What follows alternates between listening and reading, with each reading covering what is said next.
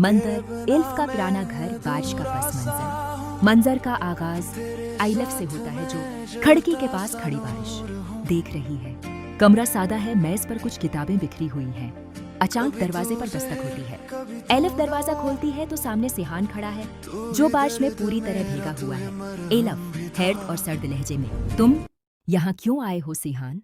अब तो कुछ बाकी नहीं रहा। सिहान एलिफ की आंखों में देखते हुए, आवाज में लर्जिश है। बाकी तो बहुत कुछ है एल्फ, बस मेरी आंखों पर इना की पट्टी बंधी थी। मैं आज वो माहिदा पढ़कर आ रहा हूं जो तुमने 3 साल पहले मेरे वालिद के साथ क्या था।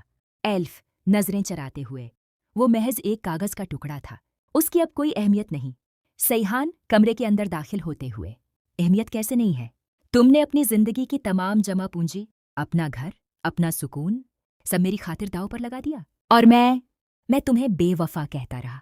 मैं तुम्हें हर महफिल में जलील करता रहा। एलिफ, तुमने मुझे बताया क्यों नहीं?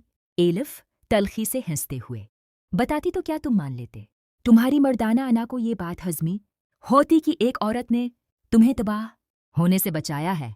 तुम तो इस वक्त भी मुझ पर शक कर रहे थे जब मैं तुम्हारे लिए दुआएं मांग रही थी। मोहब्बत में सच बोला जाता है सैहान, लेकिन जहां भरोसा ना हो वहां सच खामोशी अख्तियार कर लेता है। सैहान एलिफ के करीब जाकर गड़गड़ाते हुए, मुझे सजा दो एलिफ, मुझे मारो, मुझ पर चलाओ, लेकिन ये खामोशी खत्म करो। तुम्हारी ये खामोशी मुझे अंदर से खत्म कर रही है।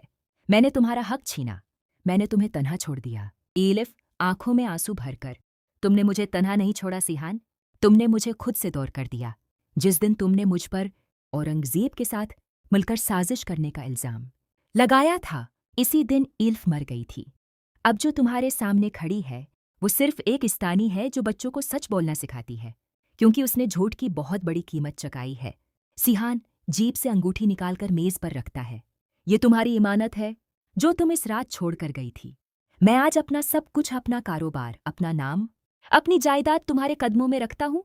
मैं तुम्हारा हमराही बनना चाहता हूँ, वो गुरूर वाला सिहान नहीं, बल्कि वो शख्स जो तुम्हारे बगैर अधूरा है। एल्फ अंगूठी को देखती है, फिर सिहान को। रिश्ते जायदाद से नहीं, एतबार से बनते हैं। क्या तुम मुझे वो एतबार वापस दे सकते हो? क्या तुम माशरे की नज़रों में मेरा वो मकाम वापस ला सकते हो जो तुमने खुद छीना था?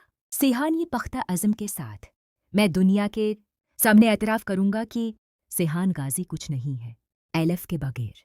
मैं कल मीडिया के सामने वो सच लाऊंगा जो औरंगजेब और मेरे वालिद ने छिपाया था। मुझे बस एक मौका दे दो।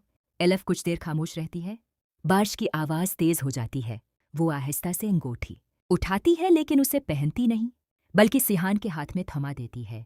एलिफ, ये मौका मैं तुम्हें नहीं, बल्कि अपनी इस मोहब्बत को दे रही हूँ जो शायद अभी कहीं जिंदा है। जाओ सिहान, पहले खुद को इस काबिल बनाओ कि मैं फ़ख्र से तुम्हारा हाथ थाम सकूं।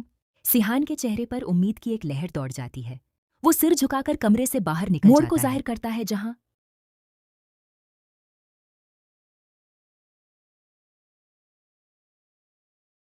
जबकि एल्फ उसे हीरो को अपने जाते हुए देख गलती का एहसास है और उसकी आंखों है और से एक आंसू इज्जत नफ्स पर ढलक जाता है। मंजर खत्म। ये मंजर ड्रामे के अहम